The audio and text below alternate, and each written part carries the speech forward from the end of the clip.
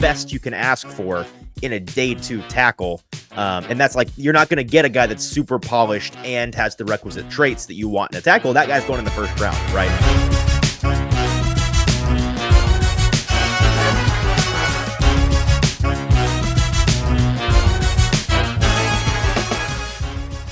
Welcome into the Hot Read podcast for Monday, April the 22nd. I'm your host, Easton Freeze, director of published content here at BroadwaySportsMedia.com. We're also brought to you by the 440 Podcast Network. You can follow me on social media at Easton Freeze. I'm joined as always by producer JT, who you can follow on social media at JT_Runke. And baby, it is draft week. Woo! We're here. We did it. How we feeling? I'm feeling good, man. We're here on a Sunday. We're officially here at draft week. The Preds are in the playoffs. Playoff hockey is back. The weather is surprisingly like a little cooler, which I'm a big fan of. Like, I'm not sweating my balls off anymore after this past week. Like, vibes are high right now. So I love it. I'm doing good. Yeah, man, we've got a big week ahead of us, and I'm always fearful when we get to draft week that I'll just be burnt out and I'll be spent. I'm not there yet. I'm tired. And what the hard work we've done in the past 72 hours, I've been very tired of. I am at this point very tired of doing, but it's been for a good cause. It's been hard work on the topic of today's episode, which is the 2024 Titans do and do not draft guide. We are going through JT and I's magnum opus of our draft season, the culmination of our work since January. Putting together a bespoke Tennessee Titans guide of over 70 prospects at every position of need, or actually at every position, regardless of need, from round 1 through 7 for the Titans to be targeting, and for you all to dig through, to read up on before the draft guys they should and should not draft for different reasons. Some of them just that they're over or underrated as prospects or have certain red flags or green flags that we really like. And some guys that we think are really good prospects would be, a particularly bad fit for the Tennessee Titans for one reason or another. That's what this article is about. And JT, it's going to end up being, I'm still finishing up the last touches of it, but it's going to be over 10,000 words long. So we put our heart and soul into this thing. And I know some writers love to be like, well, I wrote an article today. It's 23,000 words long. And I know to a lot of readers, that's not the turn on that the writers think it is. Because I see that kind of thing and I'm like, I'm not sure I want to read your, novel. Don't be alarmed by that number. It's 10,000 words spread over 70 prospects. So like, you don't have to read the whole thing. You go through and you read a paragraph or two on guys that you find interesting. It is in bite-sized pieces. It's very consumable in that way. It is not a big, heavy, lengthy novel filled with super fat paragraphs in that way. So we're going to be going through like less than half of the article today, just touching on our highlights in each round. And JT and I both, we split up the work here. Most of what we have written, we agree upon. Some of it we don't. So we'll get into that once we get there today. But before we dive into the round by round breakdown for the Tennessee Titans ahead of, again, Thursday's first round of the NFL draft, we're less than 5 days away now. We need you to do us a couple of favors. First of all, if you're watching with us live on a Sunday afternoon, thank you for being here. We appreciate you tuning in. If you're not watching on the YouTube platform, we recommend that you do. So leave Twitter, leave Facebook, head on over to Broadway Sports Media's YouTube page. That's Broadway Sports Media on YouTube. Find this live stream, and then in the comment section, you can join William, who's already with us, in joining the conversation. We'd love to hear your thoughts today as we embark upon draft week. While you're there, make sure you have hit subscribe to Broadway Sports Media's Broadway Sports Media's YouTube page, and hit like on the video while you're at it, because those things are very easy for you to do and very helpful to us and for the algorithm and all those things. So hit like, hit subscribe, and then join the conversation in the comments there. Make sure you're following us on social media at Hot Read Pod, all of those things. Subscribe to where you get your podcasts, all of that good stuff. We appreciate it. And if you would be a friend today by telling a friend, send this link to a buddy, hit like, hit retweet, whatever you can do to help us share the show, get as many live eyeballs on today's show as possible. That would be helpful. JT, I guess there's no place better to start than in round 1. We'll start with where the Titans will find themselves on Thursday night. And we don't want to spend too much time on round 1 because we've already kind of beaten it to death. It's the most talked about round. What the Titans' options are pretty clear. It's likely going to be a tackle or a receiver, barring some particularly significant trade situation where they're moving way back. So let's touch on just a couple of the guys that maybe we haven't talked a ton about that are first round potential prospects for the Titans. Let's start with this. And there are 3 instances in this article where the write-up was not the do draft or don't draft heading was not an actual player, but instead a draft maneuver, a strategy the Titans could take. And one of them is round 1. I wrote, don't draft defense. Now, this is subject to change depending on if and how the Titans trade back. Again, if they traded with the Vikings somehow, the Vikings come up to 7 for the quarterback that they want that has fallen somehow in the first 7 picks, and the Titans end up getting 11 and 23. Suddenly they've got 2 first-round picks and one is in the or they find themselves moving back with, I don't know, the Bengals or somebody. Like, that's a bad example, but you move back to 18 or 19 or 21, something. The biggest one would probably be maybe that is realistic is like maybe a Bills who want to send everything to come up to 7 and you find yourself at 28. Like that'd be the most dramatic. Yeah. 100%. So if they found themselves in that situation, then the math may very well change. But assuming they stay at 7 or move back into like the quarterback row of Raiders, Broncos, Vikings. Thank Saints. you. Those guys at like 11, 12, 13, 14. They are likely to, and I think should be making an offensive selection. Now, that's not to say the Titans roster is not in just as much, if not more, need of defensive help in terms of both starters and in terms of depth. But the ultimate goal in 2024, as we've talked about ad nauseum on this show, is finding out if Will Levis is your franchise guy and setting him up for the best development and success that he can possibly have. And that's best accomplished by protecting him and giving him additional weapons, getting tackles, getting wide receivers. And those are 2 categories that you can very easily address in the first round of the draft. And then the 2-part reason beyond that they should be doing this is entirely revolving around the idea of drafting for value and not for need. Now, if you go non-tackle, non-receiver in the first round as the Tennessee Titans, you're kind of handcuffing yourself in round 2 at 38, or if you trade back later in round 2, round 3, you're handcuffing yourself to having to, in particular, getting a tackle, right? They can't not come out of this draft with a starting tackle. And, you set yourself up to have to reach on a guy and draft for need. Like, that's a recipe for disaster there. Whereas in the first round, you can kill 2 birds with 1 stone if you go tackle, right? Because of these top 6 tackles, there's really nowhere in the first round they could find themselves, I think, and select one of those top tackles, and you would say, that was a reach. Because these guys are all going to be top 5 through 20 picks. And so staying in the first is really the best bet. In taking one of those top 3 receivers or taking one of the top 6 tackles, I think that they should do, and I think that they will do. Yeah, I'm right there with you. Not to say that this defensive class is worse than the offensive class. It's just, it is though. I think it is. Kind of is. Yeah. But I think there's some very good players, but you're seeing more of the need for offense more than the talent, I think. Of course, I would take maybe a Dallas Turner or any of these top corners over a JJ McCarthy with a bullet 10 out of 10 times. But because of the need for these offensive linemen and receivers and quarterbacks this year, there's going to be a lot of depth in the defensive class that just gets pushed down to the point where it really doesn't make sense for the Titans to really shoot over their heads and take one of these defensive prospects in the first round. So the Titans shouldn't take defense in the first round. I also wrote that they should not don't draft Brock Bowers, tight end out of Georgia. And we've talked about this a ton, so I'll give the basic points on it. It's much more of a value discussion than a talent one, right? And I remember we were talking about this all the way back to when we were still in the regular season because we were at Boomboss doing live shows there. I have no negative things to say about Brock Bowers as a prospect.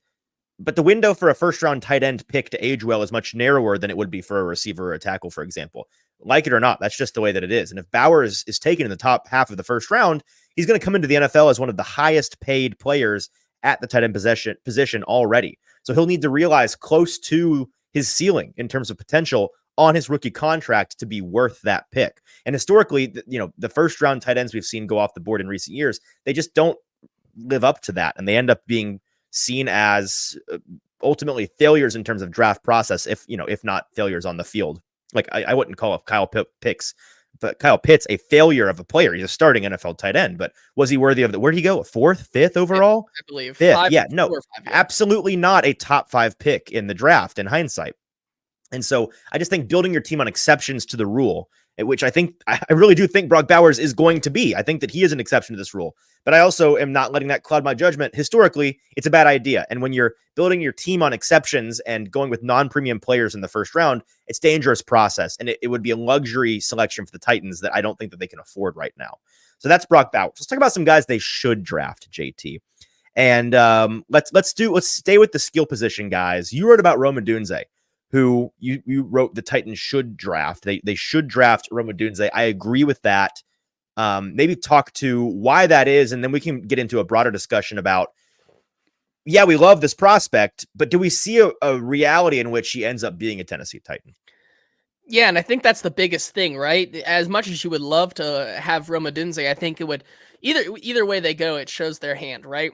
This is a team that in this article, I once again argued that I think is still more likely than not another year away from truly competing in the AFC South again. I think 2025 is still the best spot for them to That's truly, the target. Yeah. To truly succeed in the division. And with that, taking a Odunze is kind of showing a little bit of what they're planning towards still. And past this year, I think if you draft a Odunze, you're saying that this is going to be the heir apparent to your DeAndre Hopkins guy, because that's really what he is, right? He's a big X. You throw him the ball, you're gonna hyper target him because you have the confidence that he's gonna come down with that ball, and you should have the confidence in him. 4.45 speed at his size, 75% contested catch rate this last year was the best in the entire NCAA for wide receivers, according to PFF. And I mean, he was a big reason why Michael Penix had a resurgent year and why they made it to the championship game against Michigan. So, is it the smart choice? I think in another article where I was more talking about Malik Neighbors, taking a wide receiver here is probably the bigger gamble because you still have a glaring hole on the left side of the line. Mm-hmm. But it's clear that if you take Odunze, your wide receiver room is going to be really, really good for a long time. I agree. And so that brings up the bigger question of, as much as I love Odunze, he's a top 3 favorite player of mine in this draft. I think he's going to be a very good, I don't see a world in which he's not a very good NFL player. I'm not sure I see a world in which he's the pick for the Titans because of the way they've talked about Malik Neighbors. Because of I think fit wise, we agree Malik Neighbors is probably a better fit for the Titans right now than Odunze. And with their primary need being tackle, I just, I can talk myself into seeing them taking Malik Neighbors at 7 over a tackle prospect. I could see them taking a tackle over Malik Neighbors at 7 or moving back and taking a tackle at 13, 14, 15, whatever. Can you see a world in which they take an Odunze that wouldn't be a surprise to you? Yeah, I mean, it would have to be that Joe Alt and Malik Neighbors are off the board, I think, right? I think so too. That's the only real outcome, I think, because of what, like you said, the tea leaves, if you read through them, that Malik Neighbors is the guy that they have higher on their board over Odunze. And of course, once you start seeing Joe Alt and Malik Neighbors off the board, that's when you start to get to a consensus right now where it is, okay, now things are kind of equal. Do we take the big X receiver, or do we take not the best tackle in the class consensus wise? And I think that's where you can go back to what Brian Callahan said all of those months ago, which was like 2 at the NFL Combine, where he says that he likes the guys who score touchdowns more than the tackle prospect. And that's where I could see a world where Odunze ends up in two-tone blue. I completely agree. I think that is the breakdown. And so ultimately, not likely to be a Titan, but I am going to be a fan of his wherever he goes. And it's going to break my heart if like the Colts move up, as they've been rumored to potentially want to do, and land Odunze. Like, in terms of watching the Titans and being annoyed, last year, like, my guy was Anthony Richardson. Loved him. And then, of course, he goes to the Colts, right? They tend to draft my guys too, like the BYU tackle last year. I was a big fan of, and then Blake Freeland. Blake Freeland, and then he played. They ended up with the South Carolina corner. South Carolina corner, and then the other guy who fell, who was a first round prospect. Remember that? Out of Northwestern. I forget what his name is, but it was really fun. Adetomiwa Adebawore. Adetomiwa Adebawore. Yeah. If they end up with Rome Odunze, or if they end up with a Quinyon Mitchell in the first round, it's going to annoy me because those Or are like Brock two of my Bowers. top 3 Brock Bowers love would guys. just be annoying objectively. It would be annoying from a different reason, but in terms of me loving a guy and wanting to root for a guy, those are the 2 that would really piss me off. And so I'm kind of expecting it to happen, to be honest. Okay, let's move on to 2 more tackles in this first round, and then we'll move on to the meat of today's conversation. Round 2, round 3, round 4. Some guys we've not talked a ton about on this show that we want to get to for you guys. And again, we'd love to hear y'all's thoughts on these guys as we go in the comment section over on Broadway Sports Media's YouTube page. Like, subscribe, follow, all those things. Let's start with Olu Fashanu, who has been the the third wheel really on this show, because we've talked a lot about Joe Alt. We've given a lot of airtime to a JC Latham. We've not talked a ton about Olu Fashanu, despite us both liking him as the second tackle in this class. You wrote up him in this article. You wrote why the Titans do draft Olu Fashanu. Talk me through him. So we just talked about Rome Odunze, and I said all things equal, and made sure to say consensus-wise, because the consensus on him is that these things are equal, Rome Odunze versus the second tackle prospect in this draft. That's not what I think. I think that Olu Fashanu and Joe Alt, between 1 and 2, is so razor thin at the next level that once we get past this draft, I think that you're going to see both of these guys have really successful careers. Now, I think we've heard less of who truly is the tackle 1 on their board. I think that's something that has been truly harder to figure out. Obviously, Joe Alt is the most fun name to just continue to pass around. However, Olu Fashanu, I still think, has some of the highest potential and highest ceiling of this class. You talk about a guy who this last year has yet to allow a sack in any game that he has played at Penn State. 16 hurries last year, or in his entire career in 21 games, makes him just one of the most athletic and fluid movers on the field.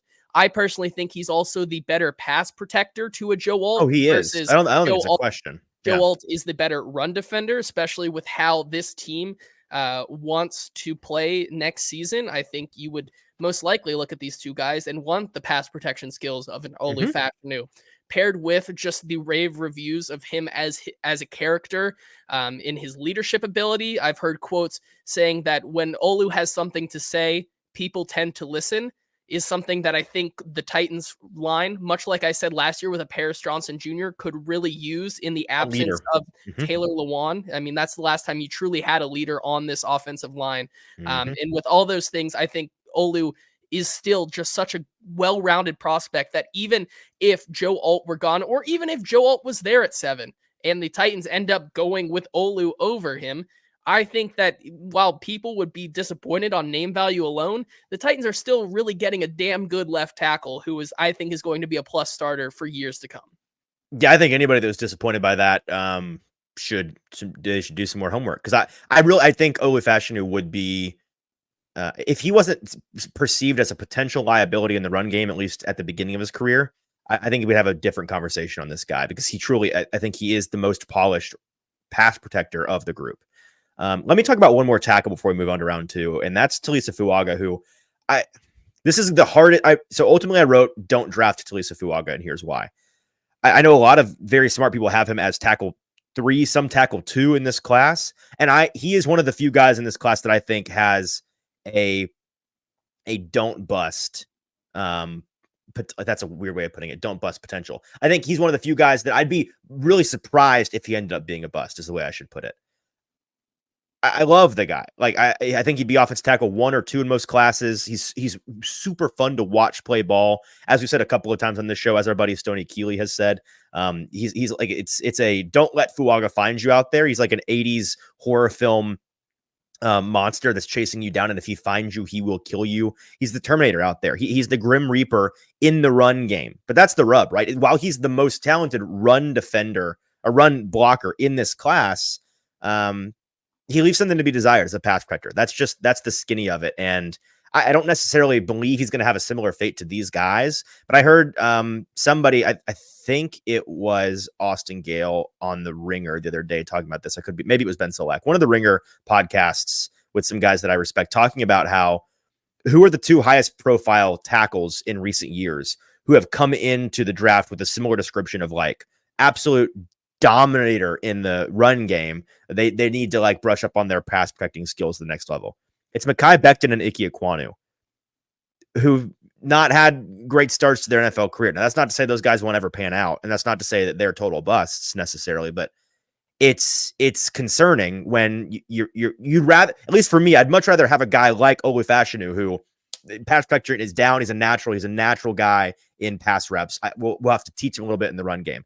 I'm confident we can do that as a team. I'm not confident we're going to be able to get a guy to become a natural pass protector in that way. So with the Titans headed in this new modern, direction offensively, I don't see him as an ideal fit to protect Will Levis early and often, which the Titans need their first round tackle to do. So I can't wait to watch him collect bodies at the next level, but I don't think it should be in two-tone blue. So that's why I don't think Taliese Fuaga is a great fit for the Titans. And Kenneth chiming in here saying he disagrees completely on Odunze, even if I still think they take tackle. So what do you understand? What's he disagreeing on? That the Titans don't take him? That he's what's the disagreement here? I'm confused. Do you get it? I'm confused too, but I thought we should bring it up so that he can clarify and then we can elaborate have a and discussion more on this. We'll circle back as well. But because I was like, I think I'm with you, but at the same time, I don't know. But. Okay, so let's move to round 2 and let's do a couple of guys under the skill positions heading in the article here. Can I talk real quick about a little pretty Ricky Pearsall out of Florida, who I think is not getting, I think he's one of the more underrated prospects in this process from a narrative standpoint. I think he should be getting more talk than he does.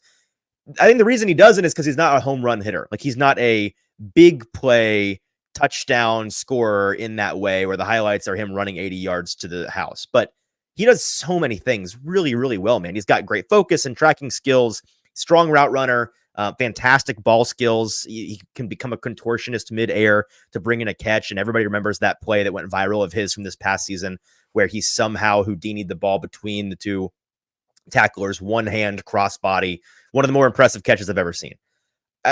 He's decent size, 6'1", 189. He's got inside and outside versatility. I've seen a number of folks say that he's a slot only guy. I don't agree with that at all. He's got returner experience to boot, so that's a plus in the modern NFL. I think at the next level, he's got like a QB's favorite target kind of guy written all over him, like the kind of guy that can come in and immediately just be right where the quarterback wants him at all times, and has a connection earlier with a quarterback as a rookie than most do. And I think he'd be a pretty ideal complement to the Hopkins-Ridley duo in Tennessee. So I would not be upset at all if they took a Ricky Pearsall in round 2. Yeah, I think you hit the nail on the head there. When you're looking at a wide receiver in this draft class, I don't think it really can be a developmental guy, especially in that first round guy. Maybe if it is a guy in the second round, they probably want him to be more refined and be able to produce earlier than not. And so a guy that I think is not a guy who can do that at the next level here, and who I think I wrote in this article should not be drafted by the Tennessee Titans, is Troy Franklin out of Oregon. I have a lot of things I just really don't like about Troy Franklin. Agreed. Specifically, my comp to him, which I still believe is the wacky wavy inflatable tube man. This guy's hands are a huge liability. In the tape that you watch, it's easy to see him constantly maybe fight himself a little bit. The catch point is more of in his chest than using his hands. You can really see that in his 10% drop rate in 2023. Despite being a bigger receiver at 6'1" and having that speed at 4'4", 140, only recorded a 36.8% contested catch rate. For someone who was Bo Nix's number one receiver, I think the route tree is also severely limited and needs development at the next level. And for those reasons, I just think that when you look at a Troy Franklin, I don't know if he's going to be able to produce in that wide receiver role as much as, some of these other guys right away. And that's why I think that he would be a poor fit in Tennessee. I agree completely. We talked to our buddy Austin Gale from The Ringer when he came on for a wide receiver episode, and the foundation of his argument for Franklin was that he's kind of the last stop on the true X wide receiver 1 outside receiver train in this class. And I get that. I do. I just don't. I think that train station is falling apart at the seams. I think it's a dangerous part of town. I wouldn't want to stay at that train station for long, is the way that I feel about a Troy Franklin. So I don't think that he'd be a good fit for the Titans at all. Let's do some linemen here. JT, you wrote about when we talked about this guy on the show, but we wanted to show him some love from the article here. Kingsley Suamataia out of BYU, tackle, nicknamed the Dancing Bear in college. You wrote why the Titans should draft Kingsley Suamataia.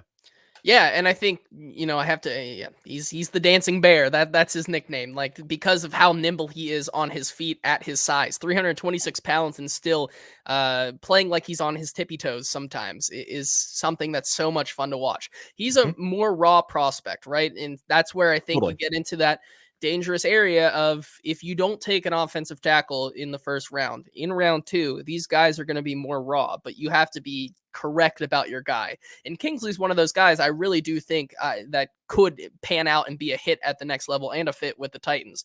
We've also talked about how, when you look at some of these guys, like a JC Latham in the first round, you have confidence that even though he didn't play the other side of the line or vice versa, the left side of the line, he can at the next level or vice versa. The left side of the line play the right side of the line.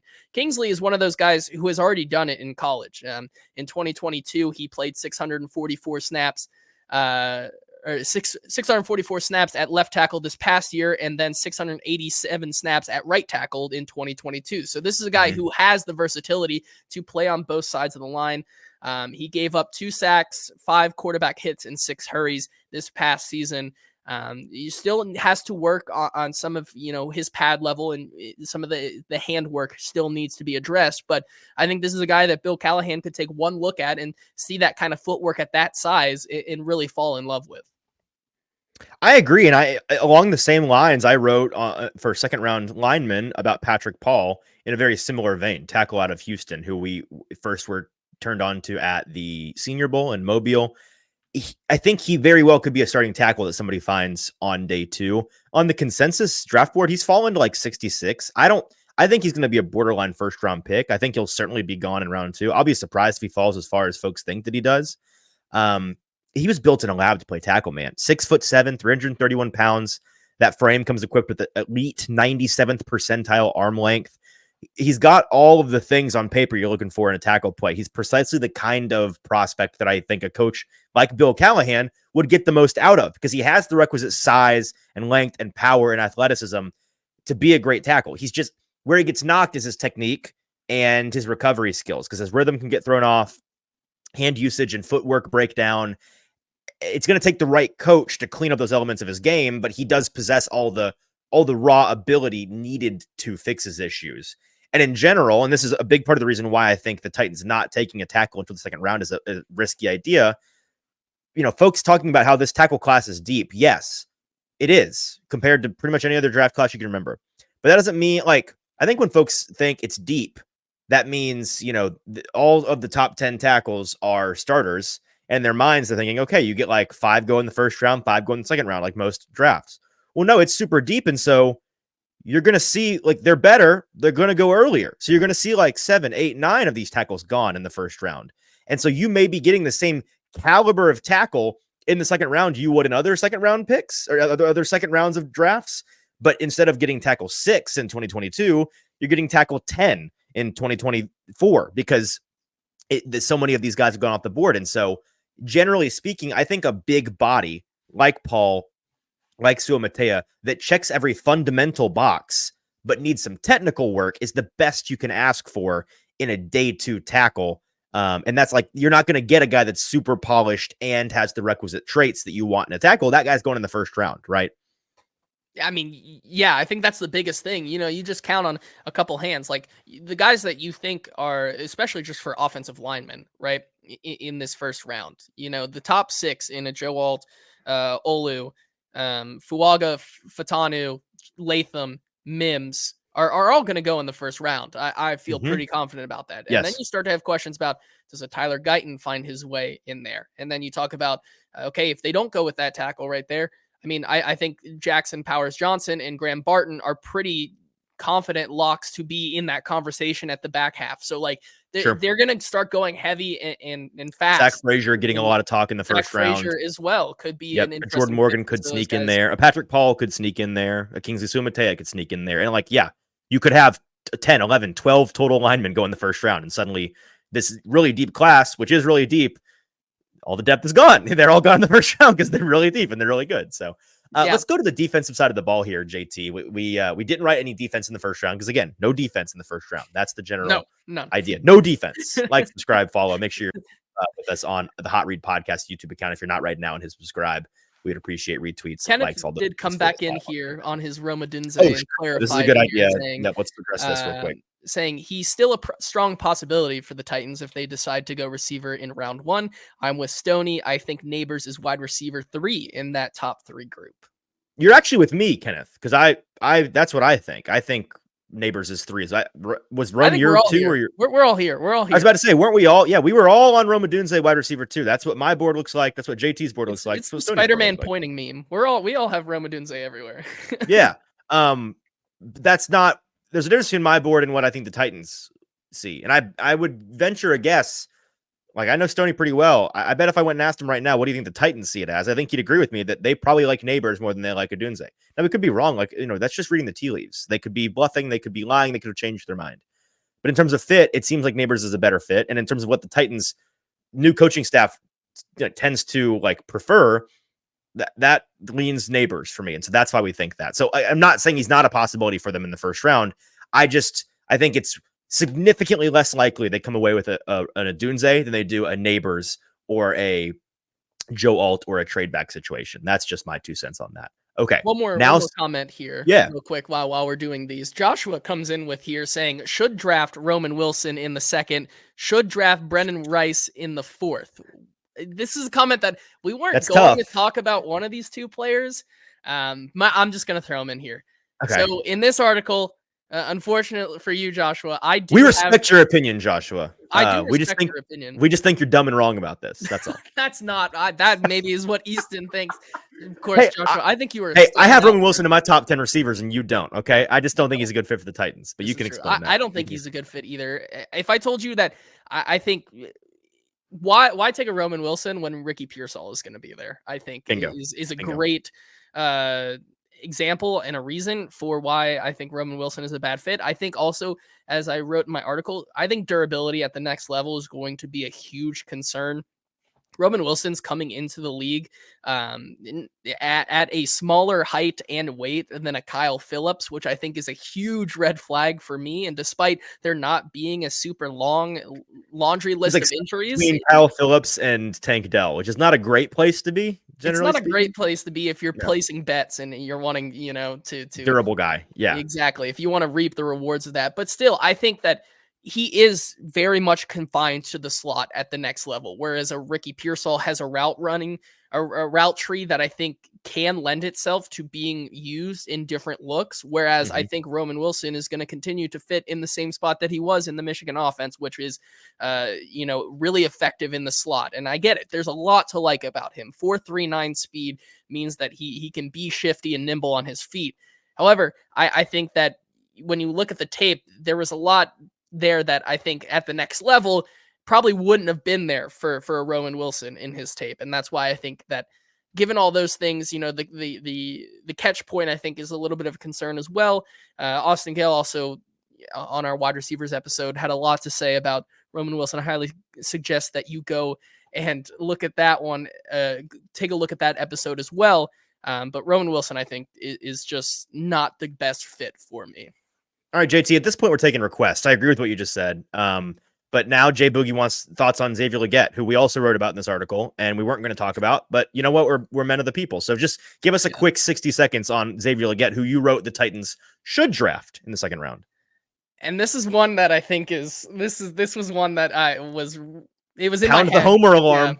Pound the Homer alarm. I'm wearing the Gamecocks pullover right now. So Xavier Legette is one of my favorite players in this draft, not just because I'm a Gamecocks fan, but I think that at the next level, I know this is kind of hypocritical of me just saying the Titans wanted to take someone in the 2nd round. You want them to maybe produce earlier than later.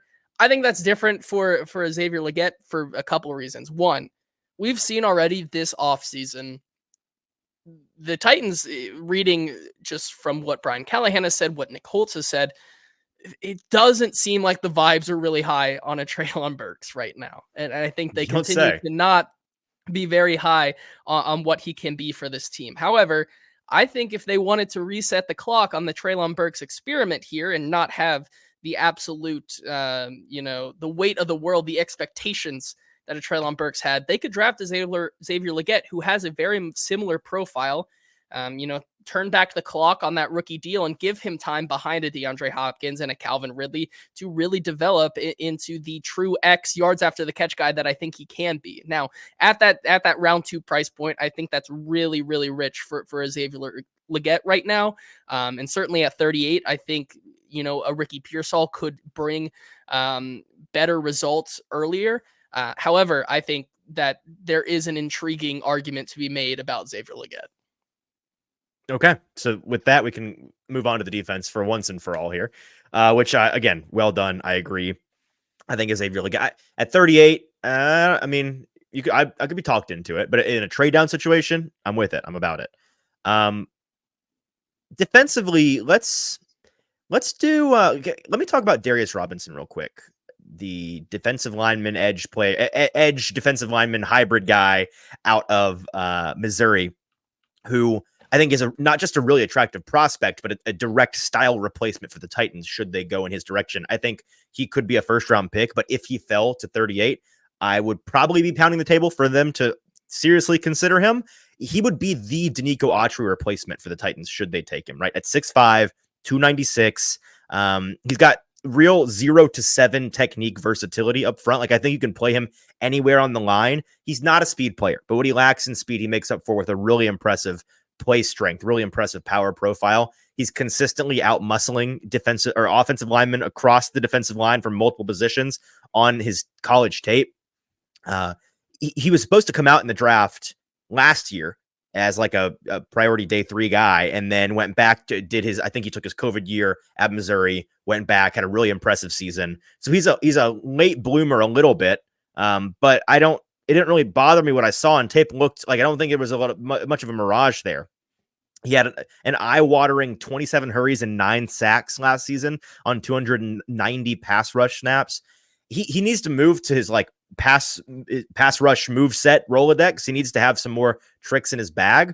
But if he can be coached up in that regard at the next level and become a more efficient runner, he's going to be nasty and a very versatile option, which is super valuable to a team, especially on the defensive front. When you lose a guy inside, you move him inside. When you lose a guy outside, you move him outside. He's your handy-manny fix-it man whenever you need him up there. The way that, again, the Titans used Danico Autry for all those years he was here, and there were many times they'd lose a star on the defensive front, and you wouldn't really notice it all that much because he was an eraser in that way. He kind of filled the need when they called his number. So I think he's got day 1 rotational ability, and he's got real starter upside. I like Darius Robinson a lot. Speaking of defensive linemen, JT, give me some thoughts on Braden Fiske, who out of Florida State, another guy up front who you see as a guy the Titans maybe shouldn't consider in round 2. Yeah, well, first of all, I think we need to take that one to the bank. We need to laminate that and put it in the book of comps. Darius Robinson is handy mandy. That's perfect. I love it. I think that one is signed, sealed, delivered. That's a good comp. Write it.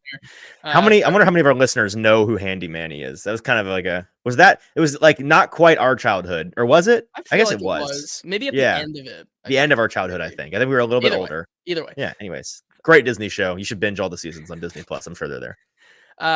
Taking Darius Robinson at 38, I think is really good value for what you're getting.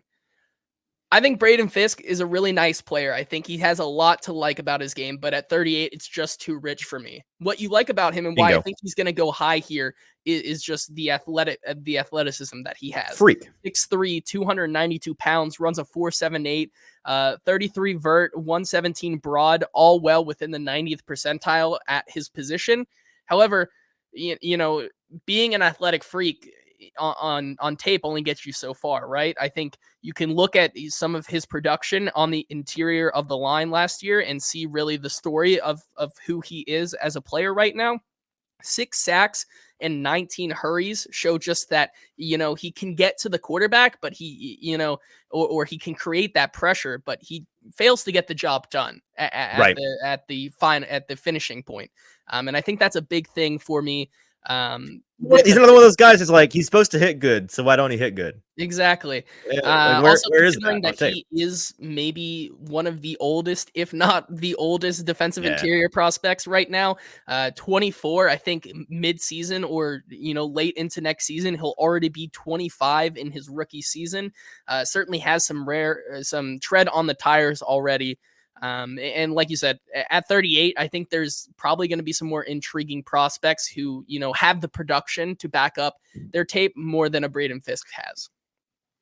So where is the number where you're comfortable with the Braden Fiske? Because like I think we both see him as a guy we like. A trade back into the like in the 50s, early 50s. I think is where I would be comfortable, because then you're getting that third round pick where you can also take another guy, and then you have, because really every pick that they make or every trade back, I think, tells a little bit more of the story, right? If they take if they trade back in the second round and take a Braden Fiske and pick up a third, that shows me that, yes, we know that we aren't where we want to be fully competitive, but we'll take the guys who have really nice traits that we think we can develop into really good guys to have this Tennessee Titans renaissance of a defense in 2025, right? Versus taking a Darius Robinson shows a little bit more at 38 that they're ready to go now, that this defense is where it needs to be, and adding a guy like that only just shores up that defensive line, and we feel really good about it. Agreed. Going back to if they stick at 38, which we both hope they trade down, but it's hard to trade. So if they stick at 38, a guy that I think is increasingly a very, very real possibility for them is Junior Colson, linebacker out of Michigan. I don't say that as a bad thing, because you wrote about why the Titans should draft him in the second round. I think both of us would be comfortable with him at 38. What'd you write about him? Junior Colson, since our linebacker episode, as I've watched more and more Michigan players, he continues to pop more and more on tape, man. Right. This guy who is a Brentwood native, from the area, the Middle Tennessee area. I don't know did he go to Brentwood? He went Ravenwood? No, he went to Ravenwood, Brentwood High School's arch rival, the Raptors. I don't know anything about these I lived closer to Ravenwood than I did to Brentwood. I could, I like from where I'm sitting right now, currently still living. During football season, you go out at night, you can hear the band from here. Oh, really? Yeah, and my just random anecdote. My best friend, Austin Chaffin, his dad, who's like a second father to me, because like very close family friends, grown up together. Eddie Chaffin, he was our ball coach all through, like, when we would do Pee Wee football, YMCA basketball, all these things. He was the ball coach, right? And I texted him about this the other day. Like, did you ever run into Junior Colson? And he was like, I coached Junior Colson. He was on my Brentwood Blaze 5th grade team with his younger son, Elliot. They played together, and he was telling me about it because they moved from, is it Haiti or Jamaica? Haiti. Moved from Haiti when he was 9 years old to America, and football was the way that he like became engrossed in American culture, American life, and big part of how he like learned the language. And Eddie was telling me about how he used to have to like tell the rest of the team to play when they were installing stuff, and then go to Junior and draw it out on a clipboard. Like point to, you're this circle right here. Here's where you go. Here's what you do. Because he couldn't speak very good English, which is crazy. And I'm like, Eddie, I don't know if you know this. He's very good. He's going to be a top 50 pick in this draft, and he might be a Tennessee Titan. So you know what? Could be.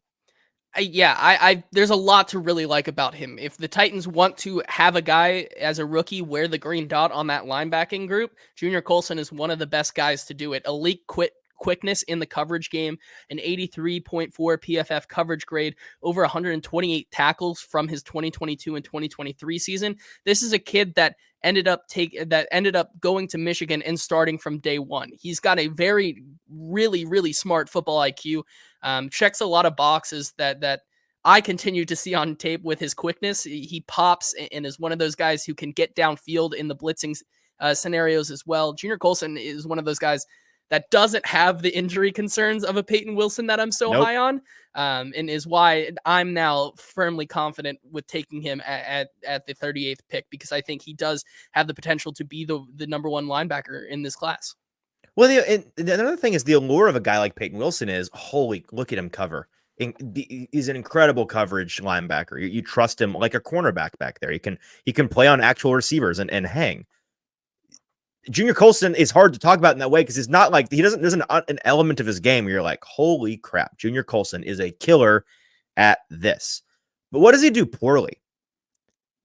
I can't point to that thing. And I was listening to the Athletic Such a football high show, floor.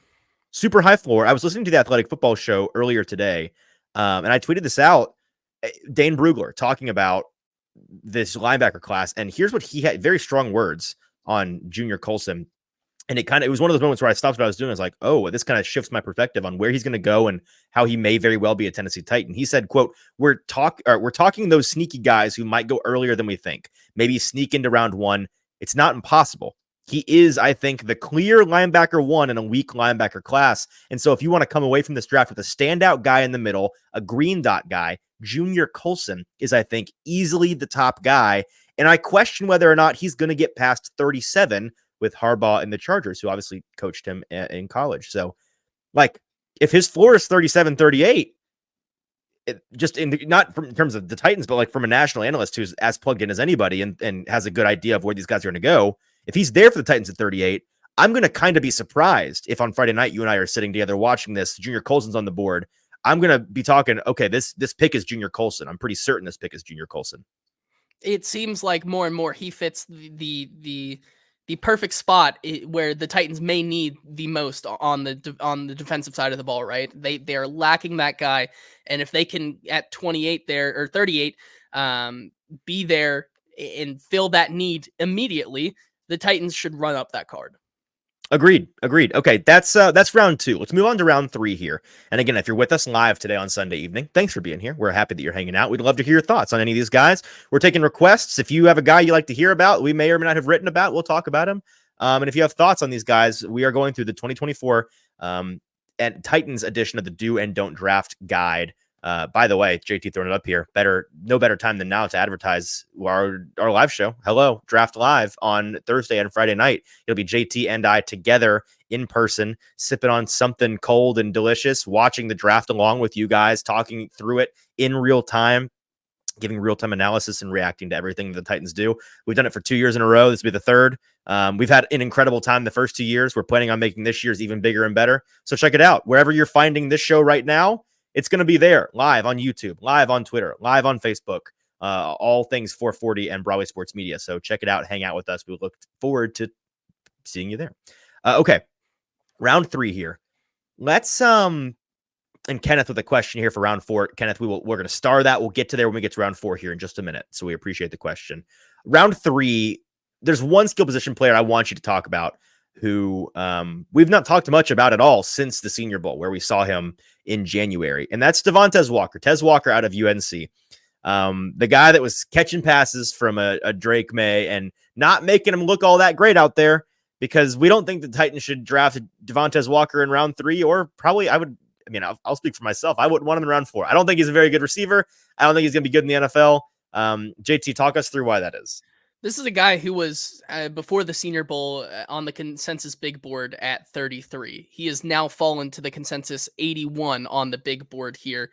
Tez Walker, man, this may also be just a argument for Drake May to be even better on a lot of people's big boards than he already is. Because if you're Drake May's number 1 target and you're putting up a 54.8 PFF grade against man coverage, that's a big red flag for me. And that's something that we definitely saw at the Senior Bowl. This is a guy who was always just fighting the ball through coverage and just when he was wide open. This is a guy who just really couldn't catch the ball for whatever reason. He had a really tough Senior Bowl, and that has continued to kind of snowball him through the process before the draft here. There's some things to like about him. A 4.36 40 shows that he does have the speed to be good at the next level, but 6'1", 193 shows that small frame and why you really have to be good at catching the ball at the next level at that size. And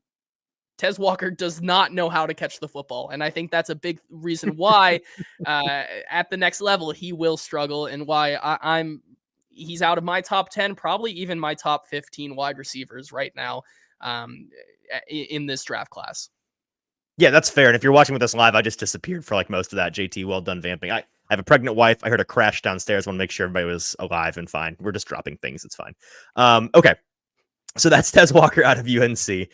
Let's talk about some guys on the offensive line, and 2 guys that are more interior lineman options. But I don't think with how big a need the Titans have at tackle and how strong this tackle class is, I think folks are like, yeah, Titans are going to be tackle focused. And I agree. But I'm not going to write off the possibility of them going and getting an interior lineman. You know, they have guys that can play right guard, but they could certainly upgrade there. Like, it wouldn't be all that difficult to find an upgrade at right guard. And I think that depth is also a big thing that they are going to be looking to address, especially on day 3.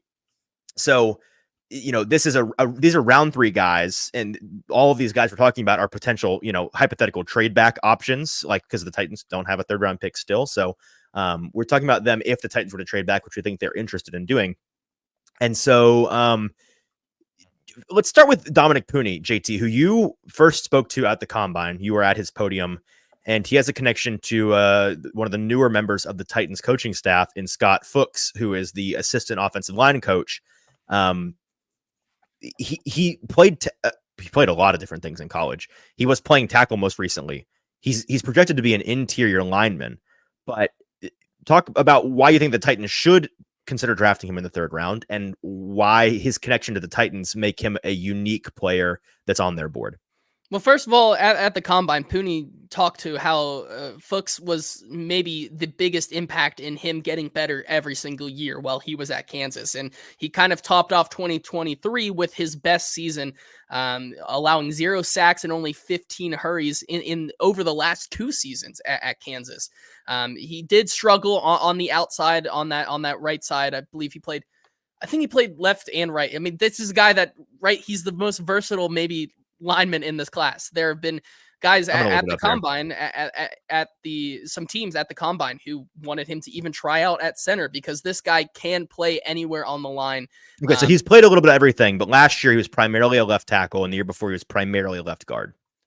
So this guy, you know, some of the tougher competition he's really struggled with, and when I think on that outside, why I think he's going to move into the interior. But this is a guy that I think no matter where you put him on the offensive line, he's so refined in his game that, you know, he has the basics to be a starting caliber guy. The problem is just, you know, the arm length is why I think he also is moving inside. You know, some longer edge defenders were really getting the best of him. But I think with that connection and decent size, 6'5" and 313 pounds, he's light on his feet.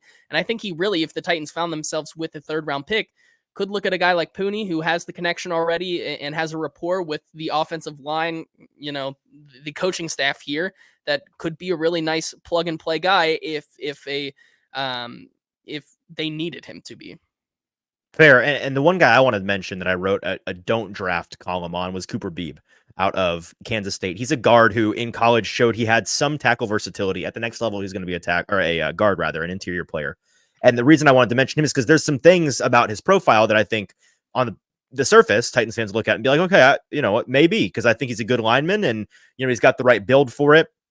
He's got elite broad and 40-yard dash times and measurements.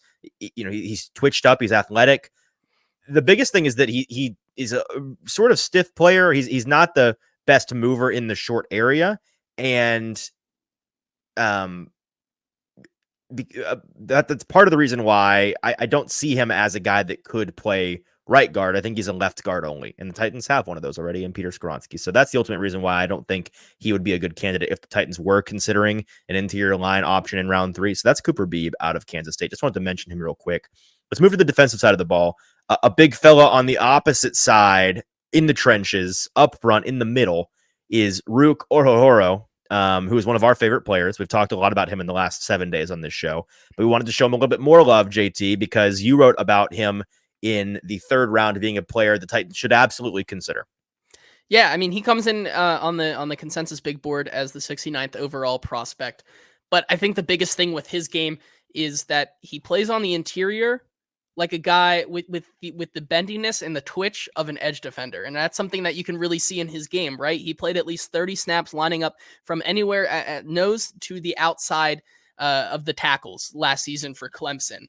If the Titans wanted to maybe look to find a trade back position and get a pick in the 3rd round and want to take a guy like Orhorhoro and really have a guy who can play anywhere on the defensive side of the line and do it all, he is a guy that, kind of like Darius Robinson, has that versatility and could be a good fit for the Titans.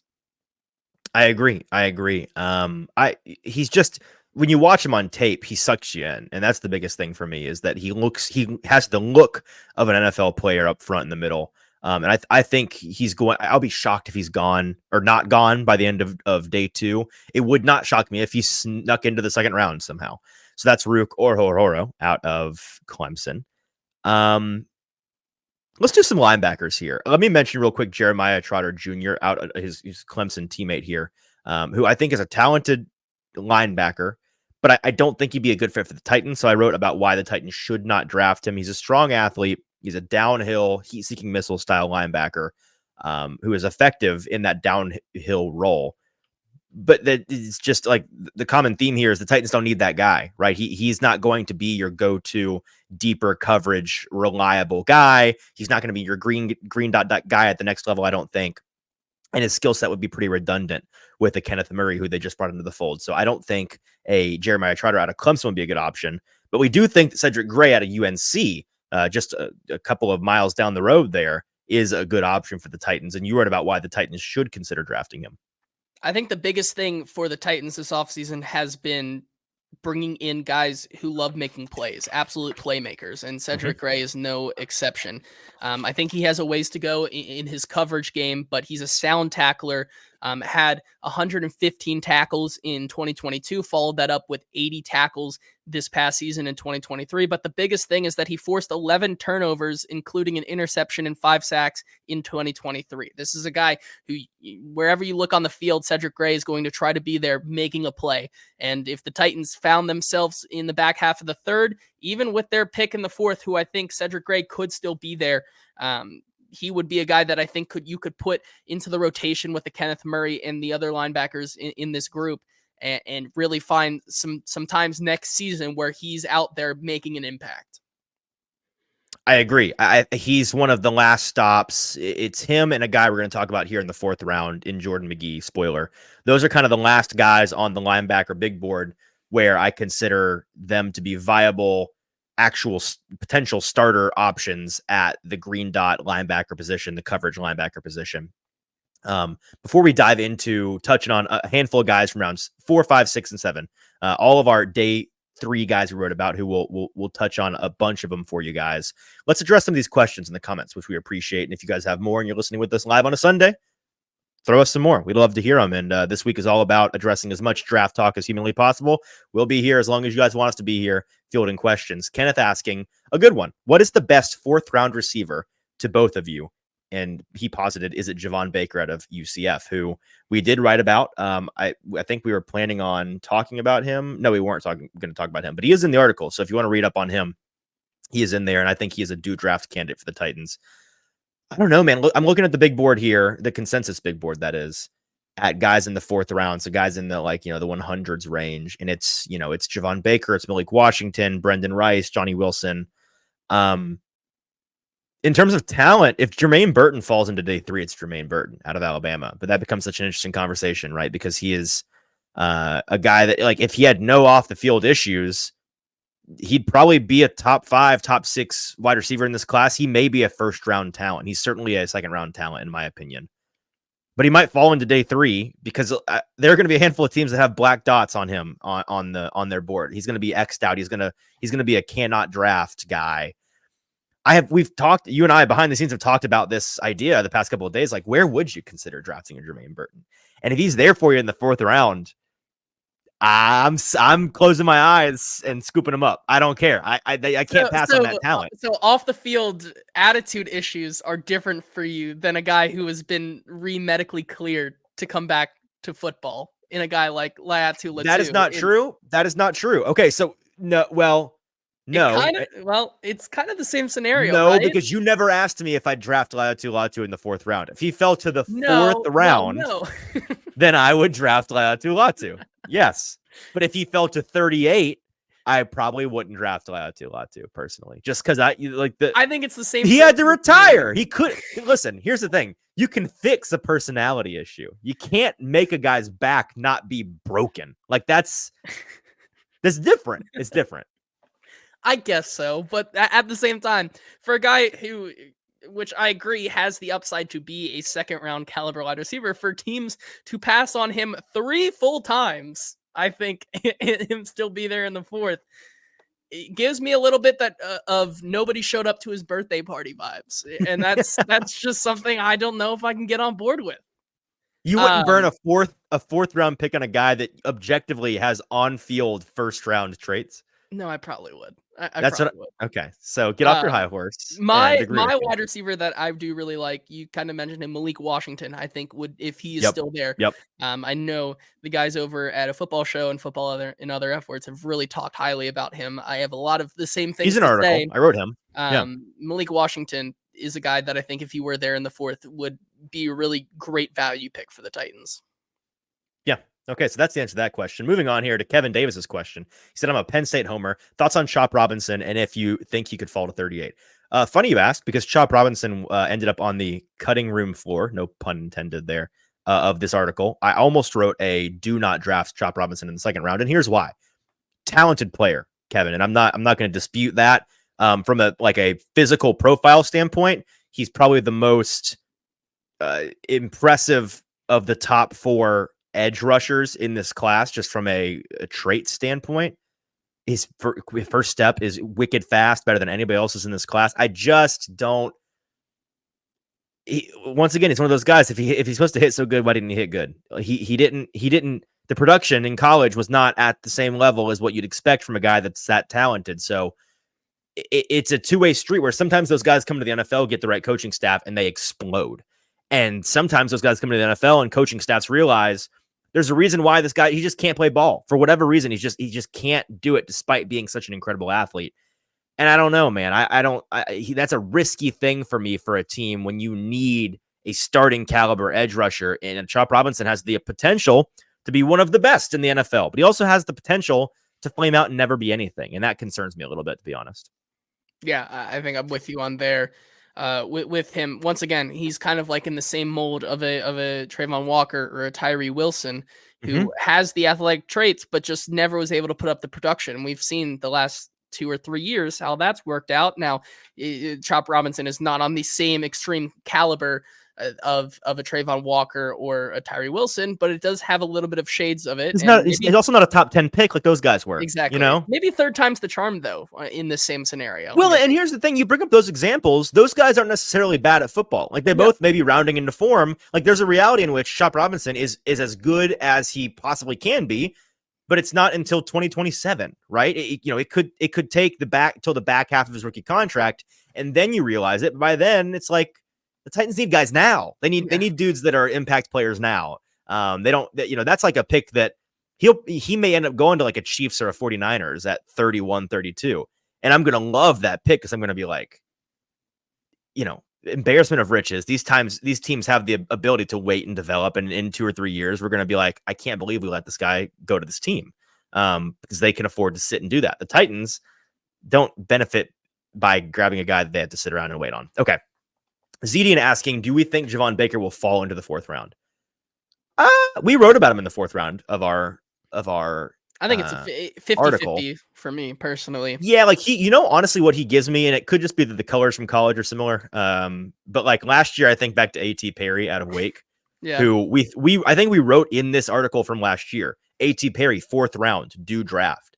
And then he fell to the late 6th, early 7th round, went to the Saints. It ended up being an incredible legend of a pick. So like, well done. He's not done much yet, but he will. Don't worry. The analytics say that he's a dog, so that's all I care about. Exactly. And Javon is a better prospect than AT. Don't get me wrong. The reason why I brought him up is because we just sat and watched him fall and didn't know why. And there's always one of those guys. It wouldn't shock me if that's Javon Baker, just because like we've heard so much about him from the draft community, as we did with A.T. Perry last year, because he was a hipster pick. Like this Javon Baker man is going to be a value day 3 guy. And he may end up going 2nd round and like making that justified. But when you hear none of it from the NFL, you're like, okay, maybe they just don't, maybe there's something about him that's just not it. And he'll fall farther than we think. So I'd give it 50-50 too. Yeah, and then Walter here also saying, I'm looking at Ben Sinnott, your boy. My For boy. a 3rd or 4th round grab. Guy's got something about him, in my opinion. I love Chig, but getting another problem at tight end would be nice. Listen here, Walter, lean in real close. I would love Ben Sinnott in round 3 or 4, but he ain't going to be there, big dog. I think Ben Sinnott might be the 2nd tight end off this board, which may be the top of the 3rd round. Like, I think the run on tight ends, the run on running backs, the run on linebackers, that's going to be late round 2, early round 3 is when that starts. So, like, could he be there in the 3rd if the Titans traded back and had like the 87th pick or something? Maybe a Ben Sinnott's there. Maybe. But I think the NFL likes this guy a lot. I think some teams are going to have him as their tight end 1 or 2.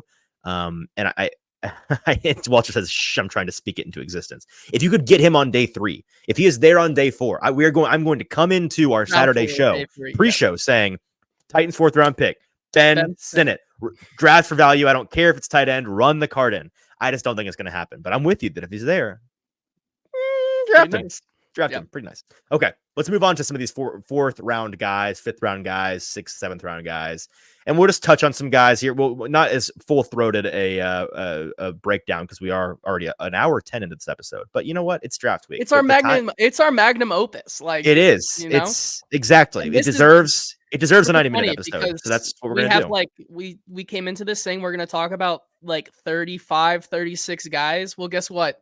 Go read the article tomorrow because there's another 30-ish, 35 guys in that. This article could be 3 hours if we wanted it to. It really this episode could. We could. All of it and it would be we could read it verbatim to you and make you want to die, but we're not doing that because you wouldn't listen. Okay, let's start with Isaac Guerendo, who we've talked a little bit about on the show. Louisville running back. You heard about why the Titans should draft him. I think the Titans are considering a running back option on day 3. 2 of their 16, 17, something like that, confirmed 30 visits so far have been running backs in and around this range. So tell me about Isaac Guerendo and why he'd be a good fit for the Titans. I mean, just athletic, built in a lab specimen right here. 9.98 RAS score at 221 pounds, runs a 4.33 40, which means that if this guy gets up to his top speed, it's really hard to take him You're down. Not catching him. Nope. I think he's a great fit because I think the big knock on him right now is that he never was the featured back at Louisville. Never had more than 17 carries in his career. It was Wisconsin before Louisville, where he did literally nothing, and then he went to Louisville and then sort of did something. So, like, the production is interesting.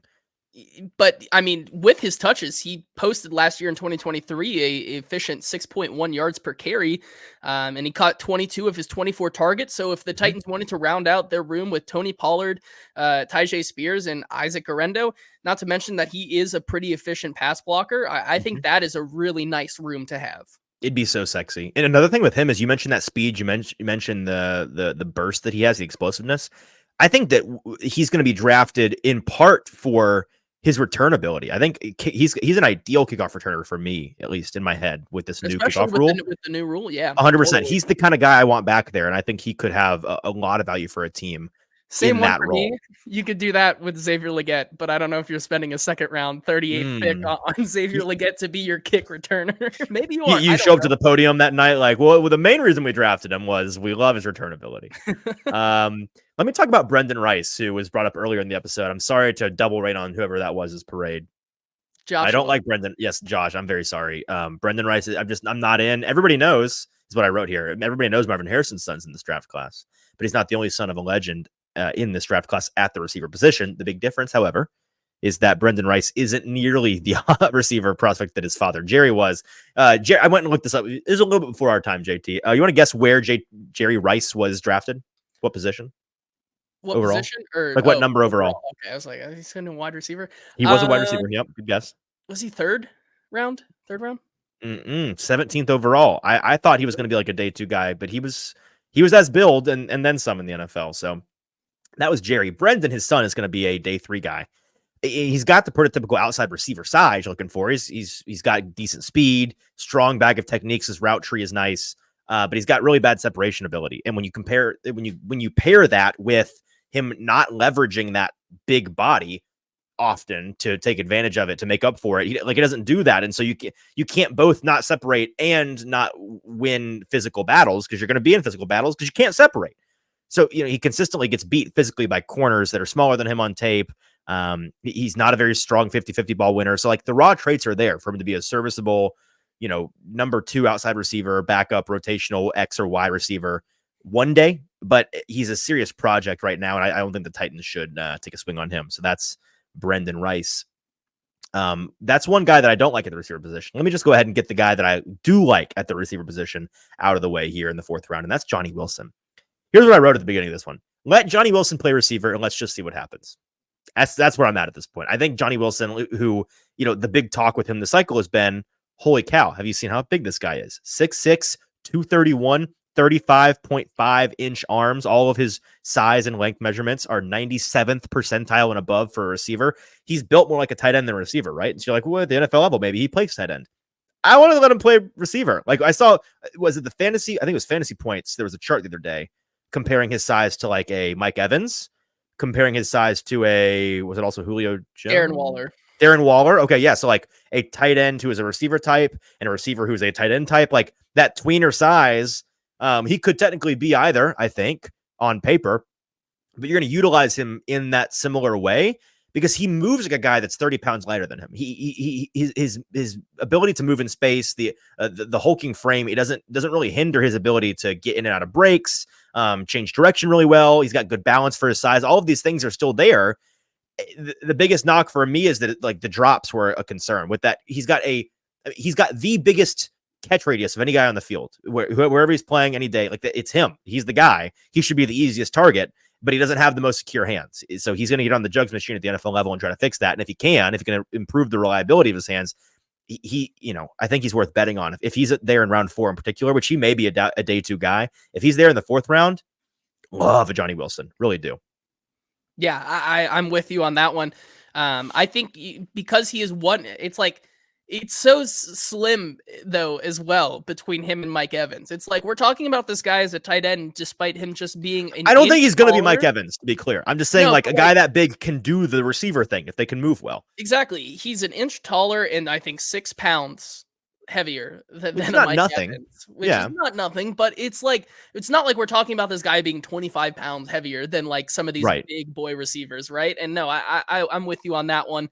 Moving on to kind of the interior of round 4 with the interior defensive line and then also the offensive line. A guy that I think is, if the Titans were looking to add depth at the offensive line position in day 3, a guy that I just simply don't think is worth it is Blake Fisher from Notre Dame. I'm just going to give you a few things about him, right? And tell me you don't want to just recreate the entire Notre Dame tackle room. I don't really. No. Not on your to-do list? No, not on my to-do list. And this is why.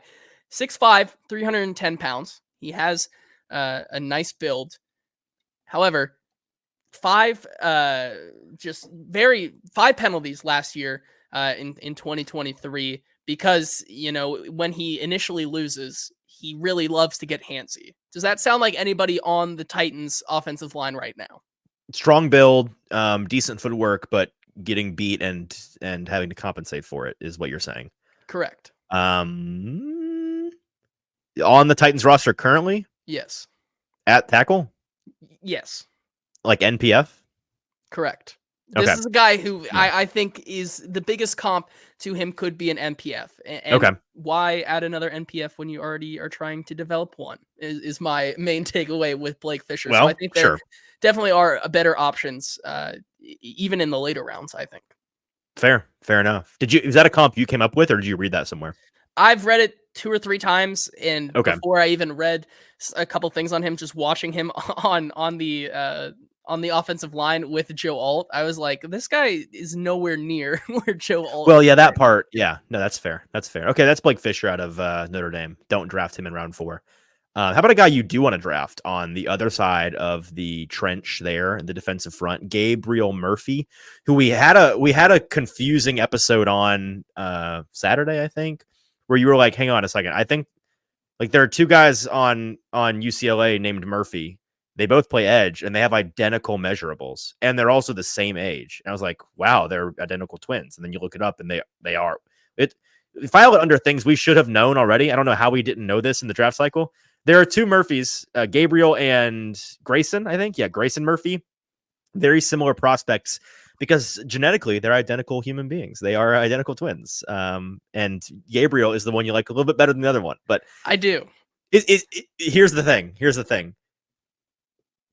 If you're a team that got one of them, or like if you're in the division with a team that got one of them, do you want to go draft the other one so you can just say like, we got the same guy as you, we just got him later, we got a better value on him?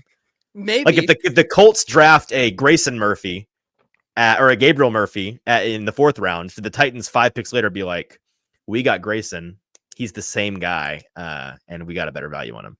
So eat that. No, because I think that you think Gabriel's better. Gabe is better by with a bullet. I think the biggest thing for them though is that when you're bringing up that card, when whoever takes the first one, you better make sure you know which one you're talking about and not end up like me. Gabriel Murphy is one of those guys who played alongside Laiatu Latu, and you have to wonder, man, is he just kind of cleaning up because of what Latu was able to do? Well, no, I think that. In his tape, he was playing in the bowl game without Latu and still was able to have a very productive day. Has a 14.8% pass rush win rate in 2023 with 8 sacks and 23 hurries. I think he has really nice speed to play at the next level, but just, kind of lacks a move arsenal that really could make him a every down starter. But putting him on that line with a Sebastian Joseph Day and a Jeffrey Simmons, I think he could really develop. Do you think I agree? I'm still being childish about this. Do you think that they are going to be in the same room on draft night? Like at the same, like you think at the same, because you would have probably, right? They're brothers. They're going to be at their family home. They're like on the consensus board. They're like 14 picks apart, right? So they could go right on top of each other. They probably could. That's awkward for the person that doesn't get the call first, where you got to sit there and be like twiddling your thumbs, and then 30 minutes later they're going to cut back to you. I hope they have a camera in that household because that'd be interesting. I hope so too. That would be okay. Anyways, more guys here. I wrote about Mekhi Wingo out of LSU, a defensive lineman that I think the Titans should draft in the 4th round. The only reason he's not regarded more highly in this class is he's kind of stubby. He's got a length issue, both short legs and short arms. He's 6 foot 284. His game is pure speed. It's pure quickness in particular. He won regularly with this quickness in college. He had 32 hurries and 9 sacks in the past 2 years at LSU. Rarely came off the field, so he's got a really high and efficient motor, averaging 55 snaps a game in the last 2 years. Is his build going to limit him up front in terms of like what position you can line him against, what guys you can line him up against? Yes, it is. But I think he can fill an extremely valuable niche as a 3-tech up front for a team. And feast on some loafing offensive linemen that can't handle the speed. So that's Mekhi Wingo, who I think would be a really nice depth, rotational defensive line add in round 4. Let's see who else here. Jarvis Brownlee Jr., we've talked about on this show since January because we talked about how much we loved him at the Senior Bowl. But he's a cornerback in this class that you really liked, and you wrote about why the Titans should draft him if he's there in the 4th round. Yeah, and I think that he's down here because of his size limitations that he has at the next level. 5'10", 194 will project to mostly be a slot guy. In the slot, because when he was going up against some of those bigger guys on the outside, did have an issue with drawing penalties. But he has 4.51 speed, and I think that the best way to describe how he plays is with ferocity, and his attitude is that perfect dog mentality that a corner should have. I think putting him in a room in the 4th round with a guy who, just like L'Jarius Sneed and Chidobe Awuzie, tries to derail wide receivers' routes at the line of scrimmage, putting him in that room could unlock just absolute limitless potential in a guy like Jarvis Brownlee Jr. And why I think he's worth the look to kind of round out that super aggressive and feisty secondary room for Denard Wilson. Absolutely. And another guy on the defensive side of the ball that I like for a lot of the same reasons, his tenacity, his attitude. Jordan Magee, linebacker out of Temple. He is the last stop on the linebacker train. This is a bad way of saying it. He's the worst linebacker in this class that I will consider. I think that he actually is a guy that has starting potential. He's lacking in size. He makes up for it with really impressive athletic traits. 6'1", 288. He managed a broad jump, 40-yard dash, and 10-yard split, all north of 85th percentile, though, so he's twitched up. The lack of power and length combined with an overall lack of polish are what is going to make him a day 3 prospect. But if he can learn to play more proactively than reactively at the next level, I think he's going to be a real asset for a team. He can hang in coverage and in the run fit. He was reportedly a really emotional player in college, which is, like not nothing. It's an intangible trait you're looking for, especially in your middle linebacker, the quarterback of your defense. 3-year starter at Temple. He was a regular on special teams all the way through his senior year. So he's going to come into the NFL and immediately excel. I think he's going to be a phenomenal special teamer at first. And then, when he can identify and lock onto a target, he's got really impressive closing speed. He shows off that athleticism. I think he'll be a great special teamer at first and then compete for snaps on defense. So I would like a swing on a Jordan Magee if he is there in the 4th round. And then to close out the 4th, that's the last guy I want to talk about in the 4th round. So again, there are more guys in each of these rounds that we're not talking about on today's show. And you'll have to read the article, which we've not even said. It's going to be out first thing tomorrow on BroadwaySportsMedia.com. I hope you've not been listening to this, like looking for it to follow along. It's not out yet. I'm not done with it. I'm still editing, and I still have 2 guys I have to write up that I've not gotten to yet. So down to the buzzer here, but it will be ready for you first thing at like 6:30 a.m. tomorrow morning on BroadwaySportsMedia.com. So check it out. Follow JT at JT_Runke. Follow at Easton Freeze, Broadway Sports 440, all those things. Well, it will have it all over social media tomorrow. 5th, 6th, and 7th round guys. Let's fly through some of these, JT. One skill position player that may be there in the 5th round for the Titans, who I think they should not consider, is Ainias Smith out of Texas A&M. He's a receiver who, when I first saw him at the Senior Bowl, I was intrigued. I have to admit, I found him fascinating because he's got a rare combination of elusiveness and explosive quickness when he's got the ball in his hands. But ultimately, I don't think he's a great fit for the Titans for a couple of reasons. See if any of this starts to sound familiar to you, okay? His height and length are super limiting. They're both sub 10th percentile. He'll be a slot-only player in the NFL. He presents some returner upside, but he's had 6 muffed punts in college. He's also got a decent track record of missing time due to injury, including much of this year's draft process after they found a stress fracture in his shin at the combine. Does anything from that profile stand out to you about a guy that's already on the Titans? I think the muff punts would probably give it away. I think that had to give it away for Mr. Kyle Phillips. Yeah, his basic profile is he's just a more twitched up Kyle Phillips. And while I'm not, if you're sitting here and ball, you're like, well, they are not similar play style. It's not a perfect comp in terms of play style, but in terms of the role that he would be fitting on a team, they overlap a lot. And like the Titans have Kyle Phillips at home, a guy that is a returner who is great when he got the ball in his hands, but he might not get the ball in his hands because he might drop it. And also he's going to be slot only and he's small and he might not stay on the field at the time because he's hurt. Like that's Kyle Phillips, man. You've already got that guy. Sunk cost. Don't spend a draft pick on Ainias Smith because he's going to try to fill that same role. So that's the 5th round skill position guy. You wrote about a offensive line guy that you do like as a potential interior depth add in the 5th round, and that's Delmar Glaze out of Maryland. Tell me about him. Yeah, I think there's a lot to like with him just based on the speed profile and the quickness that he comes with. Of course, if you're taking a tackle here in the 5th, 6th, or 7th, I'm going to tell you the same thing. They are very raw prospects in technique, but there are some that I think project better to the NFL level than others, and I think Delmar Glaze is one of those guys. His biggest pro in his game is the fluid ability to protect. Has a 5'2", 140, which matches that quickness, but the explosiveness and quickness that he has is just something that's hard to find, which I think makes him an intriguing prospect here in the 5th round. Okay, so that is Delmar Glaze. How about a defensive lineman that I wrote about, Khristian Boyd out of Northern Iowa? As we all, UNI, big UNI fans, everybody knows a lot about UNI.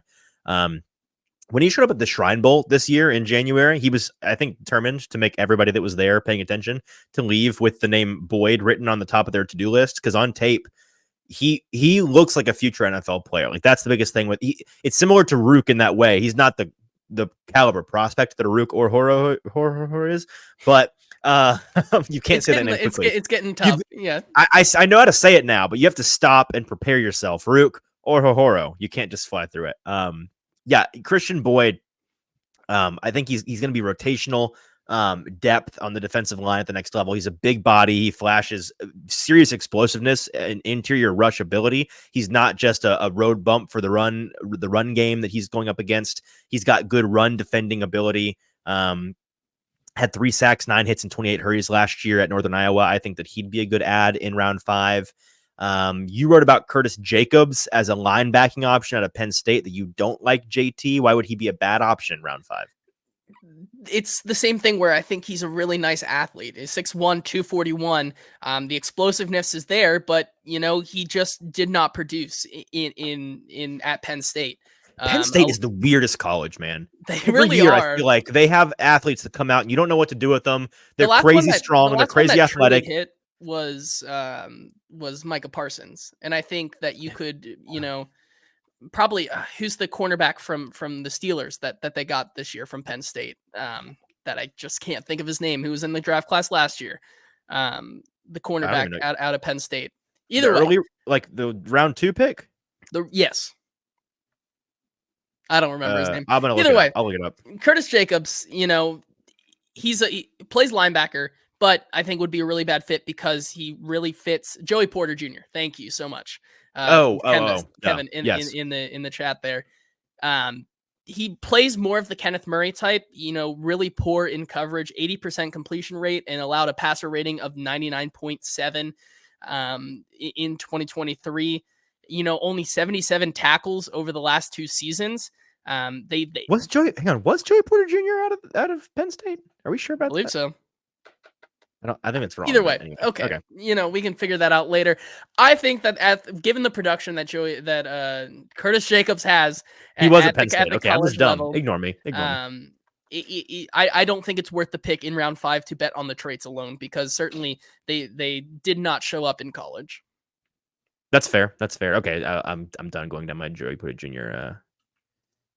Rabbit hole. Okay. There you go. All right. So that's Curtis Jacobs. Let me round out round 5 with, let me let you round out round 5 because you wrote this guy, Malik Mustapha, safety out of Wake Forest, who we've seen a lot of love in the past 7 days. We talked about him on our safety episode. He's a top 10 safety for me. I'm starting to wonder if I have him too low. Teams seem to really, the media seem to like him a lot. I've heard things that teams regard him highly. I heard somebody comping him to Budda Baker, which I was like, I don't know about that. But then you look at the way they play and their build, and they're just freaky linebacker builds a little bit. What did you like about Malik Mustapha? Yeah, certainly he is in this round 5th discussion because, even though he kind of is built like a linebacker, the coverage is not the best there. But I think he's a great fit for the Titans right now because he has been available over the past 2 seasons with Wake Forest. And given the kind of makeup of this secondary right now for Jannard Wilson, they truly lack that guy who is going to be shut down in the run defense game at the safety position, kind of lacking what they had with a Kevin Byard. I think that he can come in and replace some of that production. Allowed an 80% completion rate over in 2023, which, is not the best. However, posted an 87.5 run defense grade in 2023, had a 21 run stops in 2023 as well. A fluid mover, I think, could really translate well to this Titans defense. Okay, and if you're watching on video, it's just my headphones broke, but I fixed it. Okay, okay, that's Malik Mustapha falling apart here at the end of this episode. Just you really are. Me. I really am. Let's get to round 6 and 7 and get out of here. A couple of guys that are flyer options for the Titans. Let me start with Tip Reiman, who I don't think he's going to fall to the 6th round anymore. I think that the cat's out of the bag on him a little bit, and NFL teams like him a lot because in terms of tight ends on day 3, you're looking for the guys that are just draft the bigs and fasts and see if it works out. Draft the crazy athletes and see if it works out. And with guys of his size, usually they're kind of oafing, and it's a cautionary tale of, if they're not athletic enough, they're probably not going to hang, even if you want them to be your big body inline tight end, your wide tight end. The difference is he's huge and also really athletic. He's a big fella, 6'5", 271. His physical presence makes him an ideal option for that Y inline tight end role, but he's not just a towering oaf either. He's got a 75th percentile or better shuttle, 3-cone, broad jump, and 40-yard dash at 270 pounds. So he's a crazy athlete for his size. His game's rough around the edges. That's why he's going to probably go on day 3. But man, his traits make him worth taking a shot on. And at that size, to be that athletic, that's exactly the kind of tight end you're looking for on day 3. Just say, let's just see what happens. Let's take a flyer and maybe they'll turn into something really awesome. Yeah, I'm with you there. Tip has been a guy who wasn't on my top 10, but I think I've come around to him, that he is flirting with that top 10. A guy that I really do like in round 6, who I think is a due draft, is Ethan Driscoll, tackle I believe, where is he out of? Marshall Thundering Marshall, Herd, baby. thank you. I get that and like SDSU and like the North Green Dakota and small school. Jackrabbits. Yeah, like all of those like different Animal. schools, Yeah. are all in my brain. However, the thing about Ethan Driscoll that I think, of course, I think he goes in the 6th or 7th round because as raw as you can get as a prospect. However, the size is really, really intriguing to me. 6'8" and 313 pounds. That kind of build to play offensive tackle, I think, is something Bill Callahan might want to take a flyer on. Might as well see what happens. I think the biggest thing for him and why he is a 6th or 7th round guy is that, at that size, getting down in at pad level to really win is always going to be an uphill battle, but could be an intriguing project. I agree. Let me go back to the skill position guys here and mention a don't draft in the 7th round, 6th or 7th round, and that's Marcus Rosemy-Jacksaint, wide receiver out of Georgia. I think this guy's bad. Maybe the most indicting thing I can say about him is that there's like when you cover this draft, actually when you cover any draft, there's a lot of Georgia tape you have to watch.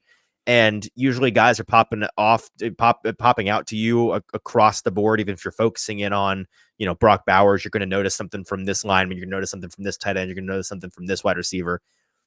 All the Georgia tape I've watched, I can't think of a single time Marcus Rosemy-Jacksaint has done anything to catch my attention, which is bad. Like that shouldn't be the case because I've seen a lot of it.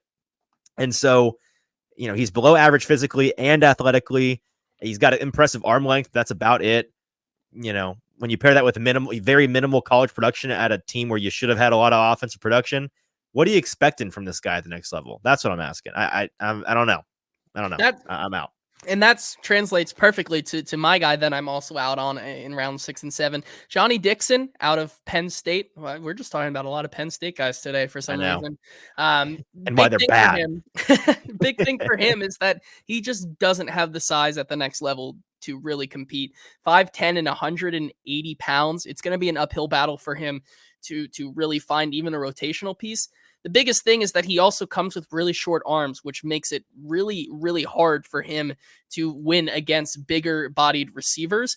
And you can see this in his tape where he had 8 pass interference penalties over the last 2 seasons. Just given that, I think the tape doesn't show enough pop for me to even take a flyer on him in round 6 or 7. Fair enough. Last guy we're going to talk about here is Kingsley Suamataia, a Stony Keeley special. I like Kingsley a lot. He's a center out of Florida. This is the kind of hidden gem you're looking for in terms of value proposition in round 6 or 7, and here's why. He presents bargain upside late in the draft.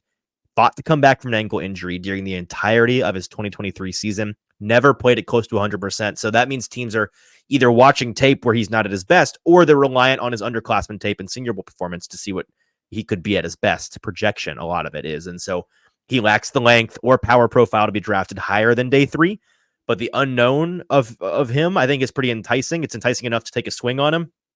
And those in the know mention his leadership skills as a real plus, something you love to have as a center prospect. The guy's going to be the leader of that offensive line. So that is Kingsley Suamataia. And that is our podcast preview. Can you call half of a thing a preview? Our podcast primer. Perfect word. Primer. Our podcast primer of the 2024 Titans do and don't draft guide. Again, you're going to want to read the other half of these guys.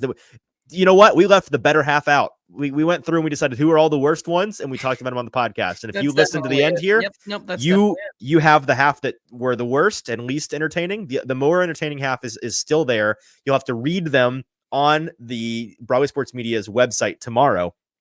First thing on Monday morning. If you're listening to this as a podcast version on Monday, then guess what? It's already out. Go read it. It's awesome. It'll be all over our social medias, so check it out. And then, of course, on Thursday and Friday, mark your calendars. You're already going to be watching the draft. Watch it along with us. JT and I will be live in a studio set up, watching the draft, drinking and having a good time with you guys, reacting to, analyzing everything live as it happens. We've done this the last 2 years, rousing success. A lot of you guys tuned in, and we appreciated that. Join us again. It's much more fun to enjoy the Titans draft as a Titans community. And so let's do that together live all through rounds 1 and then 2 and 3 on Friday night and Thursday night. So check it out wherever you find this show, where you're listening to it right now. it'll be there. So just come back here on Thursday and Friday night. A couple more programming things. We've got 2 more pods before the actual draft and before those draft live streams. On Monday, we'll be recording live with Sean McAvoy, local QB guru, quarterback coach, private quarterback coach to Will Levis and Malik Willis. He's been working out a lot with those guys this offseason. We're going to talk to him about the top 10 quarterbacks in the 2024 NFL draft, the last of our positional series. We'll get out of the way, as well as some thoughts on what those guys' off seasons have been like and some things, some nuggets from him that you're not going to have heard from anybody else in the Nashville media market until tomorrow. So tune in for that live on Monday, dropping as a podcast on Tuesday. And then live on Tuesday, our final pre-draft episode, Mock Draft 2.0. I'll be going through my mock draft, all of the first round and a Titan 7-round mock. It's my official prediction for what the Titans will do and what the first round will look like on Thursday night. So that'll be a live episode Tuesday afternoon, coming out as a podcast Wednesday morning. Okay, so a big week ahead. Looking forward to it. JT, I know I'm excited. I know you're excited. We'll be back here tomorrow with Sean. I almost said Sean Kingston, not Sean Kingston. That'd be crazy, though. That'd be awesome. That'd be crazy. People would not expect that. No. Sean McAvoy will be here with us tomorrow. Until then, for producer JT, I'm your host, Easton Freeze. This has been the Hot Read Podcast. Read our article tomorrow. We'll talk to you then.